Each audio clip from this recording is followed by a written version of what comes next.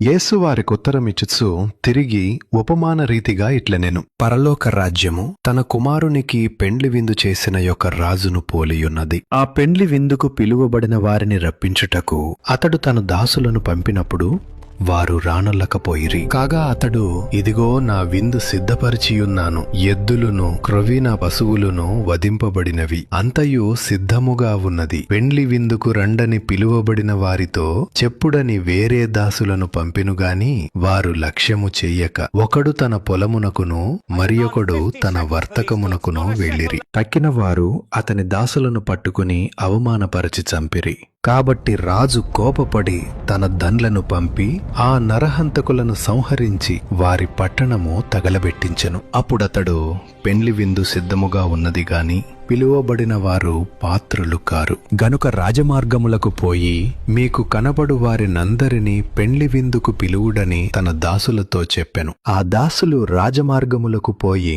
చెడ్డవారినేమి మంచివారినేమి తమకు కనబడిన వారినందరినీ పోగు చేసిరి గనుక విందుకు వచ్చిన వారితో ఆ పెండ్లిశాల నిండెను. రాజు కూర్చున్న వారిని చూడ లోపలికి వచ్చి అక్కడ పెండ్లి వస్త్రము ధరించుకొనని ఒకని చూచి, స్నేహితుడా, పెండ్లి వస్త్రము లేక ఇక్కడికేలాగు వచ్చితివని అడుగగా వాడు మౌనియ్యుండెను. అంతట రాజు, వీని కాళ్ళు చేతులు కట్టి వెలుపటి చీకటిలోనికి త్రోసివేయుడి, అక్కడ ఏడ్పును పండ్లు కొరుకుటయో ఉండునని పరిచారకులతో చెప్పెను. కాగా పిలువబడిన వారు అనేకులు, ఏర్పరచబడిన వారు కొందరే అని చెప్పెను.